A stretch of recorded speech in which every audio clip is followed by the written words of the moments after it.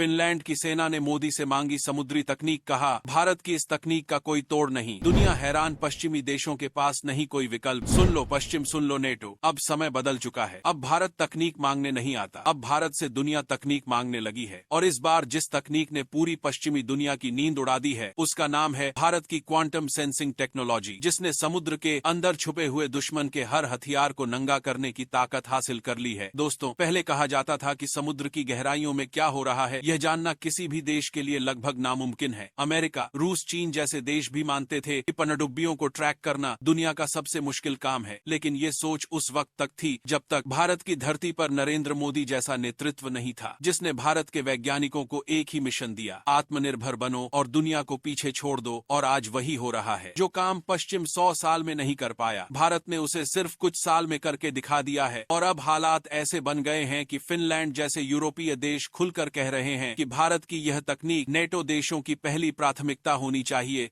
क्योंकि इतनी धांसू, मारक, खतरनाक और गेम चेंजर तकनीक उनके पास नहीं है। भारत की क्वांटम सेंसिंग टेक्नोलॉजी समुद्र के अंदर दुश्मन की पनडुब्बियों के हर माइक्रो मूवमेंट को पकड़ लेती है, चाहे दुश्मन कितनी भी छुपकर क्यों न आए, चाहे वह मानव रहित पनडुब्बी ड्रोन हो या सबसे एडवांस परमाणु पनडुब्बी। यह तकनीक उसके अस्तित्व को महज हलचल से ही नहीं, बल्कि समुद्र के चुंबकीय क्षेत्र में मामूली बदलाव से भी पकड़ लेती है। सोचिए, दुश्मन ने अपने हथियार को गहराई में भेजा, उसे लगता है कि वह अदृश्य है, और उसी समय भारत की क्वांटम सेंसिंग तकनीक उसे पकड़कर बता देगी कि समुद्र के अंदर कौन सा देश कौन सा हथियार किस दिशा में भेज रहा है। दुनिया में आज तक कोई ऐसा सेंसर नहीं बना था जो दुश्मन की गतिविधि को ट्रिलियन हिस्से में भी पकड़ सके। लेकिन भारत की क्वांटम सेंसिंग तकनीक को कहा जा रहा है कि यह किसी भी सेंसर से 1 ट्रिलियन गुना ज्यादा सेंसिटिव है। मतलब अगर दुश्मन एक कण जितनी पास सेंसर भी हलचल करेगा, इंडिया उसे पकड़ लेगा।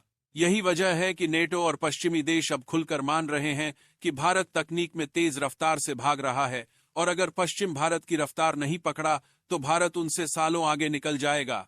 फिनलैंड ने तो यहां तक कह दिया कि अगर नेटो ने भारत के साथ मिलकर ऐसी तकनीक पर काम नहीं किया तो आने वाले समय में समुद्र युद्ध में भारत से मुकाबला करना असंभव हो जाएगा, क्योंकि भारत अपने सहयोगियों को मजबूत कर देगा और पश्चिम खाली देखता रह जाएगा। दोस्तों, सबसे चौंकाने वाली बात यह है कि रूस और अमेरिका जैसे देश अभी सिर्फ इस तकनीक पर रिसर्च स्टेज पर हैं, जबकि भारत अगले 2 से 3 साल के अंदर इस तकनीक को पूरी तरह ऑपरेशनल करने की स्थिति में होगा। और यह वह झटका है जिसने पश्चिम की नींद उड़ा दी। इसी वजह से फिनलैंड ने भारत के साथ वर्चुअल सेंटर फॉर एक्सीलेंस का समझौता किया है, ताकि भारत की तेजी का थोड़ा फायदा लिया जा सके। लेकिन खुशखबरी यह है कि भारत ने यह तकनीक किसी के साथ साझा नहीं की है और न ही करने का कोई वादा किया है। यानी साफ है, भारत पहले अपनी सुरक्षा पक्की करेगा, फिर सोचेगा कि किसे देना है और किसे नहीं देना। भारत अब भीख मांगने वाला देश नहीं, भारत अब तकनीक देने वाला देश बन चुका है। और यह बदलाव सिर्फ तकनीक का नहीं, मानसिकता का है।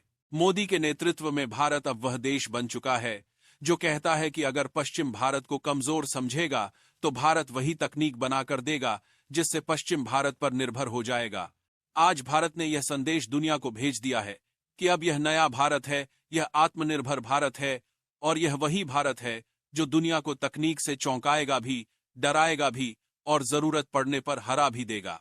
दोस्तों, अगर आपको भी भारतीय वैज्ञानिकों पर गर्व है तो वीडियो को शेयर कर अपना समर्थन जरूर दीजिएगा। जय हिंद।